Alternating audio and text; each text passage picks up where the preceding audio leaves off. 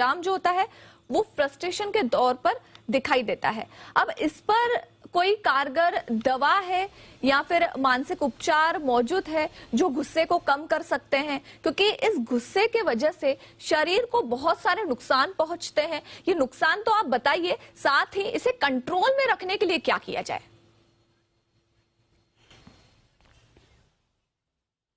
भावना, बहुत अहम मुद्दा आपने उठाया है कि गुस्से का परिणाम क्या होता है। तो गुस्सा, जैसे बोला गया है कि एक इमोशन है, एक भावना है, और ये जो इमोशन है ये कुछ फिजियोलॉजिकल या बॉडी के चेंजेस से जुड़ा हुआ है।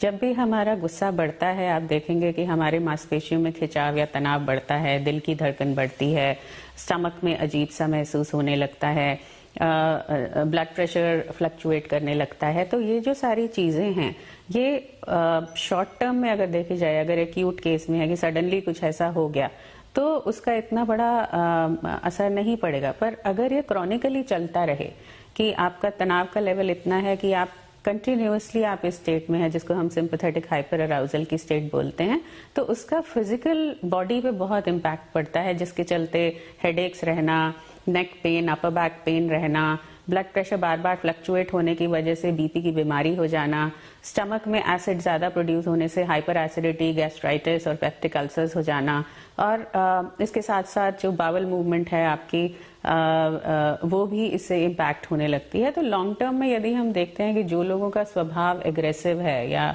जो बहुत जल्दी गुस्सा हो जाते हैं, उनको हम उनमें ये बीमारियां आमतौर पे देखते हैं कि उनका पेट ठीक नहीं रहता है, या उनको हेडेक्स रहते हैं, या उनको ब्लड प्रेशर की बीमारी रहती है, या और हार्मोनल प्रॉब्लम्स भी होते हैं।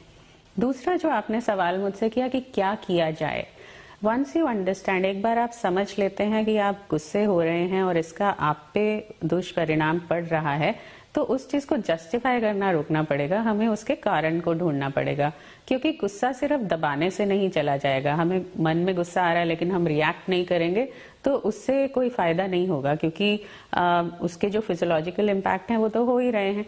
तो इसके चलते हमें गुस्से का कारण ढूंढने की जरूरत है। कारण जैसे कि हमने समझा है कि कहीं ना कहीं तनाव बढ़ रहा है, हमारे अंदर में तनाव सहने की क्षमता घट रही है और तनाव बढ़ रहा है। तो वो तनाव के क्या कारण हैं? अगर महिलाओं में देखें तो वो आज की डेट में हम देखें तो मैं आमतौर पे हंसती हूँ कि हमने विमेन लिबरेशन कर तो दिया, पर हम 24 घंटे में एक नौकरी की जगह 2 नौकरियां कर रहे हैं। हम कंटिन्यूअसली जो फीमेल्स हैं वो साथ साथ में 2 काम कर रही हैं, क्योंकि घर को संभालना, चाहे आप जाके सफाई नहीं कर रहे हो, बर्तन नहीं मांज रहे हो, खाना नहीं बना रहे हो, लेकिन जो उसकी रिस्पॉन्सिबिलिटी है वो आमतौर पे मोस्ट केसेस में फीमेल्स ही लेती हैं। और ये रिस्पॉन्सिबिलिटी एक मेंटल वर्क है, मेंटल एक्टिविटी है। आपकी जो प्लानिंग है, जो सुबह से लेकर शाम तक होती है, और जो सेंस ऑफ रिस्पॉन्सिबिलिटी है कि हाँ मुझे बच्चों का ख्याल रखना है या उनकी एजुकेशन को देखना है, वो चाहे कोई और आपके लिए कर रहा हो लेकिन उसकी रिस्पॉन्सिबिलिटी आप लेते हैं, तो वो एक तरह का मानसिक तनाव पैदा करता है।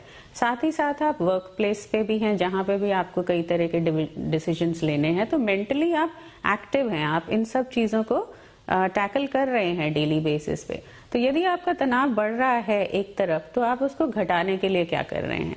तो आजकल जो हमारी जीवन शैली हो गई है, जहां हमारा स्लीप वेक साइकिल बिगड़ा हुआ है, हमारा डाइट बिगड़ा हुआ है, एक्सरसाइज की बात करो तो आमतौर पे महिलाएं कहती हैं कि हमारे पास समय ही नहीं होता है करने का। आप कोई हॉबी फॉलो कर रहे हो बोलते हैं जिससे आपका मन खुश होता हो, तो आमतौर पे यही जवाब आता है कि टाइम ही कहाँ है।